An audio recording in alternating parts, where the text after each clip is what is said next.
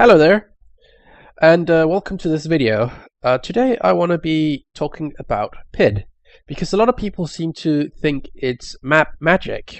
Uh, like how do you set up a PID loop? How do you tune it and stuff like that? And well, in this video I'll just go over what it means and what the three individual things actually do in a typical PID algorithm.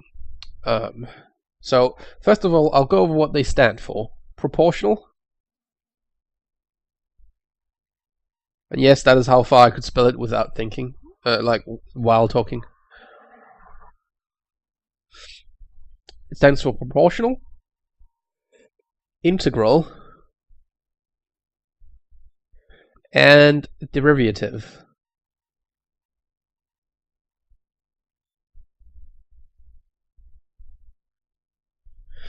PID. Okay, so what does a PID algorithm do now that we have these names here? Well, just to save a bit of space, I'm going to write it to the right here. A PID algorithm takes a set point. I'll just write that as P. So let's say that this is a temperature PID algorithm. Let's say the set point is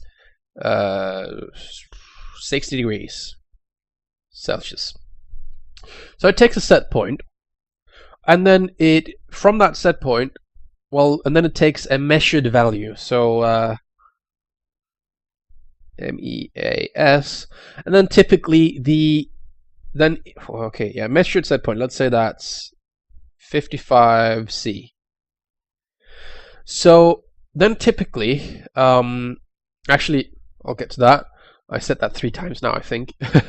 But yeah, then it has an error. And that is part of how a PID algorithm works. There's an error, and typically the error is the set point minus the measurement. So in our case, that is 5C, 5 degrees C. So that's our error. And the PID algorithm actually, when it pretty much immediately just takes what is my set point, what is my measurement, what's the error, and then for the rest of the for the PID stuff, the rest of that just deals with the error. And every time it does a measurement, it calculates a new error, of course. So it's not like it just gets an error from like the start. It continuously just gets this error, and that's what it does. Then the rest of the logic will deal with this error. So what is the proportional part here? Well, the proportional just says if the error is 1, well, then we have a proportional gain, usually called KP, which is always a fixed factor larger or smaller than it. So let's say the RKP is 2. If we have an input of 1, we'll have an output of 2, because that's 2 times 1. If we have an input of 2, we'll have an output of 4, and so on. So that's proportional. Very simple. What about integral? Well, and sorry about the sniffling, I have a cold, so yeah. So what about integral? Well, if you had calculus, which I can't pronounce apparently, my Danish accent really shined through on that word. So yeah, if you've had calculus, there we go, much better. Then you would know that integral is basically where you take the area under a curve. Now, if you haven't had calculus, this is what that looks like. So, say you have a graph here, and say that this is your set point, but because we're only dealing with the error, if our measurement is at set point, our error will be 0. So this is actually our 0 for error. So this is error up. This is error on the y-axis in degrees Celsius, and out here this way is time. Okay, you can't see that, but that's fine. I talked, and I drew about that much, so that's fine. You can now see that. Sorry for stressing you out. You probably were screaming at the screen that you couldn't see that. But yeah, so what I said is, let's say this, the x-axis here is our set point, but because we're dealing with the error measurement, well, the error value, if our measurement is equal to set point, our error is 0. So y-axis is error, and here is 0. Okay, so let's say over time our error goes a bit over, our error is large, then our error is smaller, and then error is large again, and it's smaller. And well, what does this mean? Well, integral basically takes the area under the curve. When you integrate over something, you take the area under a curve, and in most PIDs, the integral is over the entirety of the time that the program has been running. So the area under curve in this instance would be this, and as you might see quickly, if you sum all of these up, well, you'll get a lot of positive and a bit of negative. So all in all, the integral part of the PID loop would say, well, the error is larger here over time, so give it a bit more work to get closer to your target.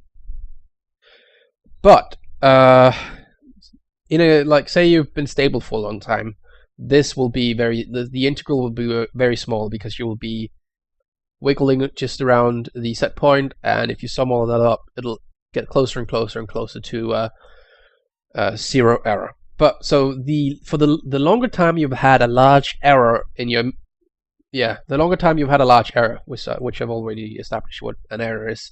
So the longer time you've had a large error, the more the PID, the more the integral part of the PID will kick in and help you out. Okay, so that's integral. PI.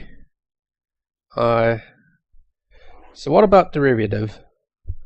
Well, again, if you've had calculus and you remember it, the derivative of anything gives you, well, of any function gives you the slope at one point. So if you have, again, I'll draw this down here where you can't see it. Good thing I remembered this time. So again, we'll just have this y-axis be our error. So therefore, this is again 0. Now, so say our error is large, and it looks like this.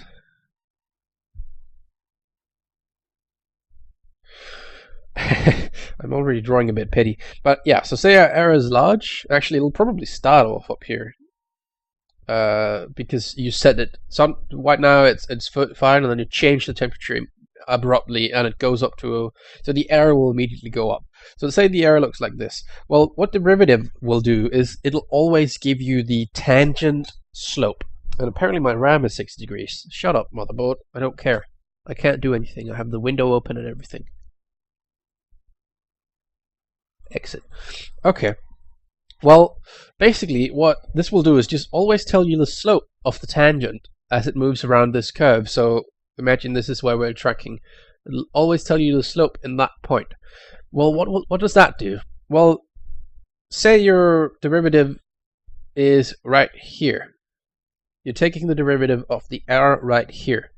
Well, derivative can see that if you go further, so you've taken it at, say, 1 second, whatever. It can see if you go up here to, okay, no, this is not 1 second. This is 0.9 seconds. The derivative says that if you go further up to 1 second, judging by the slope of this curve, you will be at pretty much roughly exactly where you want to be. And that is what the derivative does. So derivative says, okay, wait, we're almost there. We're going way too fast. If we continued on this line, our error would go all the way down here, and now we'd have a way too big negative error again. So basically, derivative goes out into the future a bit and tries to predict what will happen if we continue what we're currently doing. And that is what derivative does. So if we take all those three things and we try to think about how they work together, well, if you have a big error, a big proportional factor will give you, I don't think I need to draw anything for this, actually. A big proportional error will give you a big proportional correction response. However, a small integral value, or maybe even a negative, integral value, will dampen that a bit. And the derivative, actually, if not and a small one will dampen it. A large one will give you will further help, giving you a higher output, and the derivative will try to stop you from like it'll slow you down right before you hit your target to try and prevent overshoot. And yeah, that is how well I understand it. And now keep in mind, I have not studied control theory yet. I have not studied that yet, but I have followed along and written a PID algorithm, followed along a very good tutorial that I'll link in the video description on a PID algorithm. It is in fact the same PID algorithm used in the Arduino PID library. The author of that library made a very extensive, very well written article, and yeah, post on that. I don't know, it's a website thingy. Anyways, so I followed along that and made a PID algorithm, and I have since made several other PID algorithms, and they have worked. So I mean, I understand it good enough to make it work. But yeah, don't take my word as the absolute truth, as you shouldn't deal with anything on the internet. I am just another guy, you do not know me. So anyways, I hope that helped understand PID. And as you might know, as you might gather from what I just said, I would love corrections in the comments if I'm wrong about things. So yeah, thanks for watching, and bye.